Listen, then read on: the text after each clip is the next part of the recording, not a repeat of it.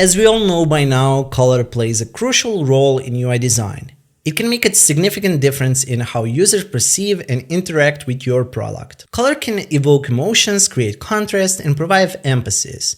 It can also be used to highlight important elements and guide the users through the design. However, with great power comes great responsibility, and designers must use colors wisely. There are many common mistakes that designers make when it comes to choosing colors for their interfaces. One of the most common mistakes I see designers make when it comes to choosing colors is using too many colors. Many beginners feel the need to include as many colors as possible in their design, thinking that it will make it more attractive. Unfortunately, unless you've mastered color, the opposite is true. When you use too many colors, it can overwhelm the user and make the design look and feel chaotic and unprofessional. Limiting the number of colors to 2 or 3, with variations of those colors as needed, can be a good rule of thumb to follow. Sometimes one color is enough. Refer back to monochromatic color palette and the numerous examples we went through within this course. However, even if you limit yourself to a few colors and its shades, you might still make another common mistake. That one is inconsistent color usage. Assign meanings to hues and stick to them.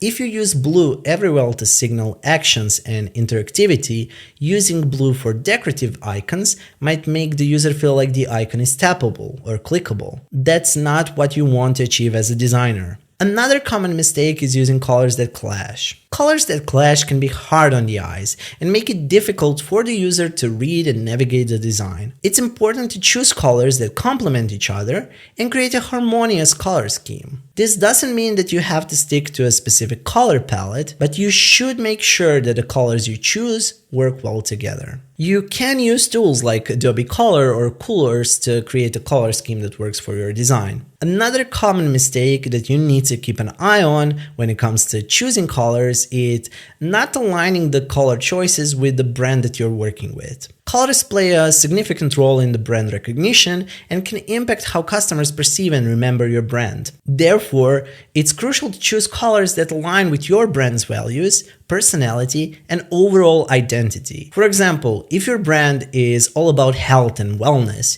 you might want to use calming colors, such as blues and greens, that promote relaxation and tranquility. In contrast, if your brand is about excitement and energy, you might want to use bold and bright colors, such as reds and oranges, that convey a sense of enthusiasm and vitality. Using colors that don't align with your brand can confuse customers and create a disconnect between your product and brand identity. Following trends for the sake of it is another common mistake. It usually means that when the color trend goes out of fashion, you'll have to start again from scratch. There was a period when flat colors were all the rage, for example. Bluish, purplish gradients were big at one point too. Sometimes you wish you could use a color, but then you think it's too wild. Anything bold is risky, you think.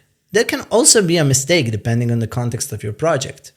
Sometimes playing too safe is the biggest risk of all. Don't be afraid to play with color and then judge it in the context. A big pet peeve for me personally is seeing designers use pure black on pure white. It's such a clashing contrast, it's extremely hard on the eyes. While high contrast is necessary for accessibility purposes, using pure black on pure white can be a jarring and uncomfortable experience for the users. It's also a sign of amateurism. It's important to consider the context and the purpose of your design and choose colors that work well together without being harmful. It's also important to consider the type of content that you're displaying. For example, if you're displaying a large block of text, it's better to use a slightly lighter shade of black or gray to reduce the eye strain. On the other hand, if you're displaying a smaller text, you may want to use a darker shade of black or gray to ensure that the text is still legible. If you'd like to learn more about typography and how it ties with colors, as both are foundational UI design skills, you can become a typography expert by going through our Ultimate UI Typography Masterclass.